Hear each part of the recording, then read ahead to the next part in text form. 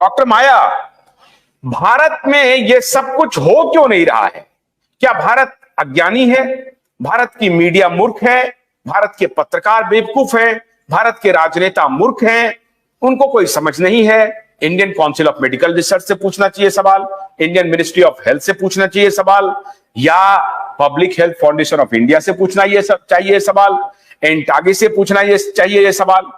भारत की कोई पार्लियामेंट की कोई कमेटी अभी तक नहीं बैठी है इस दिशा में। क्यों नहीं बैठ रही है? क्या मामला है? क्या यह महत्वपूर्ण सवाल नहीं है? क्या यह देश को नहीं पूछना चाहिए? एकदम बिल्कुल ग्राउंड लेवल की बात करें ना, तो हर कोई आज कैंडिडेट या उसके बाद चुनकर आता है, वो मुझे कितने कॉन्ट्रैक्ट पास करना है, उसमें से मुझे कितना पैसा खाना है, और पार्टी का जो भी व्हिप आएगा उस हिसाब से मुझे पार्लियामेंट में वोट करना है। अपना दिमाग बिल्कुल नहीं चलाना है 5 साल में कितने कॉन्ट्रैक्ट ये सब करके मैं कमा लूं। इससे ज्यादा मुझे किसी की कोई नीयत नजर नहीं आ रही है। कोई सिद्धांत या देश के लिए क्या अच्छा हो रहा है बुरा हो रहा है इसकी किसी को पड़ी नहीं है। मीडिया क्यों पूछ नहीं रहा है? देखिए, जो ऊपर के लेवल के होते हैं मीडिया के, वो कोई उसमें गैस करने का सवाल ही नहीं है। ये कॉर्पोरेट मीडिया है। सबको सिर्फ एक दिन चांस मिल गया था, वो जो एस्ट्राजेनेका का हुआ, तो उनको सब कुछ पता था, हर जहां चांस मिला तो लिख दिया। गुजराती न्यूज़पेपर में तो किस तरह WHO और वो सब मिलके कर रहे हैं षड्यंत्र, ऐसी भी बात चलती है।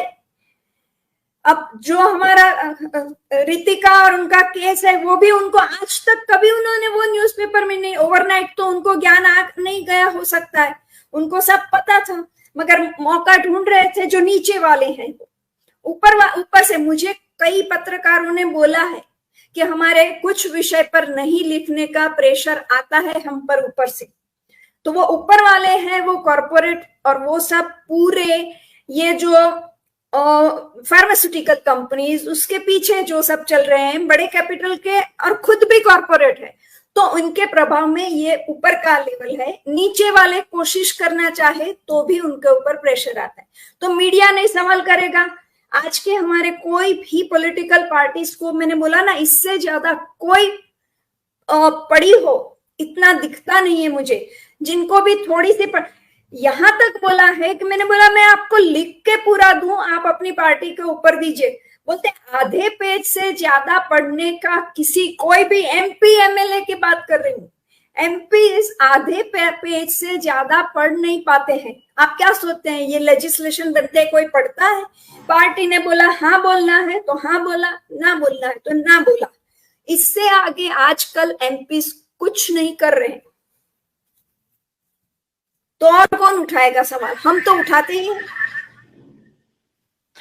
डॉक्टर माया, लगता है उनका कनेक्शन कट गया है। डॉक्टर बीना का नहीं। डॉक्टर माया, मेरा सवाल यह है कि ये जो भीड़ चाल चल रही है, अब ये फिर नई सरकार बन जाएगी और नई सरकार फिर इस सारे सवाल से हट जाएंगे, और अगर ये नई सरकार बन गई, मान लीजिए मेजॉरिटी में आ जाती है, तो ये फिर कहना शुरू कर देगी कि हमको जनता ने मैंडेट दे दिया, हमने अगर कोई कुकर्म किया इस दौरान तो जनता ने हमें मैंडेट दे दिया है, अब हम सब ठीक हो गया है मामला। अब जो अभी टेड्रोस ने कहा कि एंटी वैक्सर को हम उसको टेक डाउन करें, उसके ऊपर डिवास्टेटिंग ये करना पड़ेगा, अभी उनका बयान आया है। ये जो पापी टेड्रोस है, इन्होंने ये काम किया।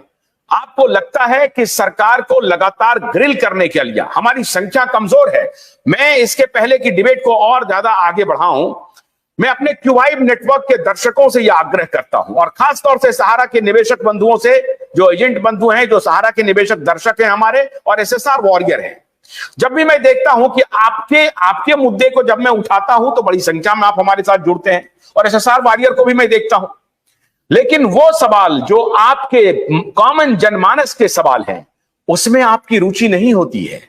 फिर आप कितने स्वार्थी हो जाते हैं, आप उसको नहीं देखना चाहते, उसको फॉरवर्ड नहीं करना चाहते हैं। आप चाहते हैं कि जो आपसे रिलेटेड मुद्दे हैं उसे मैं उठाता रहूं, उसके लिए आप मुझे मार्टियर बनाने के लिए तैयार हैं, उसके लिए आप मुझे चढ़ जा सूली पर बेटा वो भी करने के लिए तैयार हैं, उसके लड़ाई में आप मुझे चाहते हैं साथ, लेकिन जो पूरी दुनिया में मानवता के खिलाफ लड़ाई में आशुतोष पाठक, क्यूबाइड नेटवर्क, यूएचओ, पूरी तरह से उनके डॉक्टर फ्रेटर्निटी खड़े हैं, उनके समर्थन में आप नहीं आएंगे, उन्हें नहीं आप घर घर फैलाएंगे। इसीलिए मैं आप दोनों से कह रहा हूं कि आप हमारे इस वीडियो को फैलाइए, लोगों तक ले जाइए, बताइए हम युद्ध में अकेले खड़े हैं।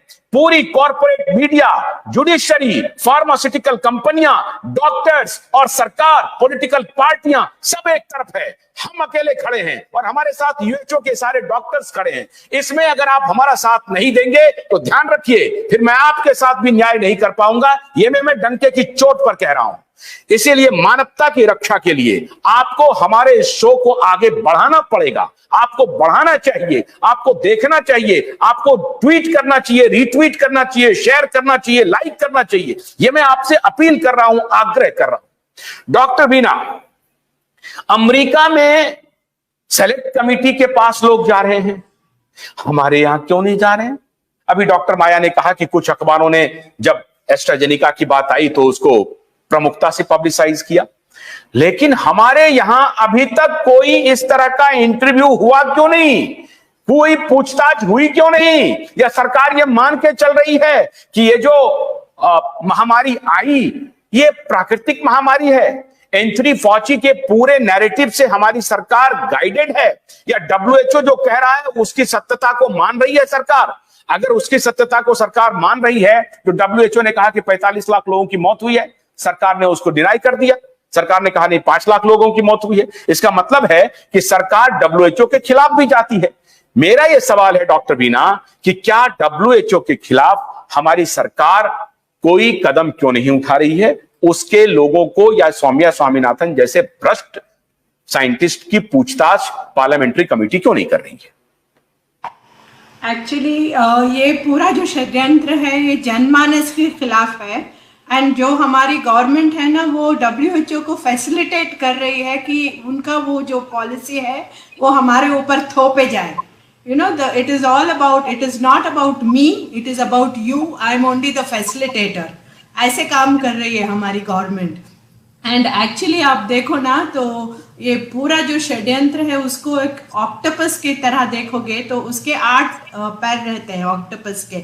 उसमें क्या क्या है? हमारा डब्ल्यूएचओ है, यूएन है, ऑल द कॉरपोरेशंस हैं, पूरी मैन्युफैक्चरिंग इंडस्ट्री है, मीडिया है, गवर्नमेंट्स हैं।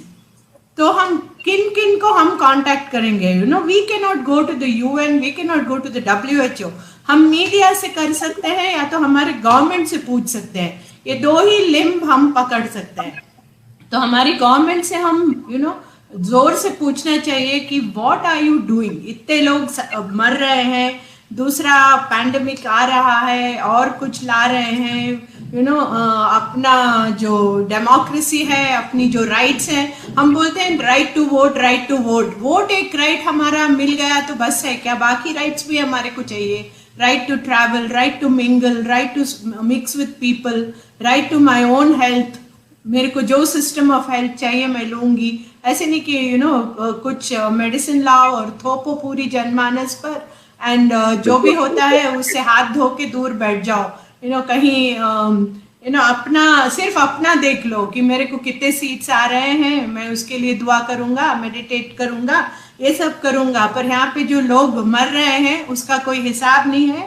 एंड कंटिन्यूसली डब्ल्यूएचओ ये बोल रहा है, अभी भी जो टेड्रोस बैठा हुआ है जेनेवा में 27 मई से 1 जून तक जो डब्ल्यूएचओ की मीटिंग चल रही है, वहां वो एक ही बात बोल रहा है, Where there is a will, there is a way. अगर पूरी गवर्नमेंट्स हमारे से कोऑपरेट करेगी तो we will take this forward. This is the biggest thing जो हमने IHR के अमेंडमेंट्स किए हैं, उसको हम we will take it forward because it is the best thing for the public. And ये हम छोड़ेंगे नहीं, उसको लागू किए बगैर हम छोड़ेंगे नहीं। आज का दिन अगर भोलानाथ के 2-in-1 बैटरी ऑपरेटेड हार्वेस्टर कम ब्रश कटर के साथ ट्रॉली अतिरिक्त लागत पर उपलब्ध है।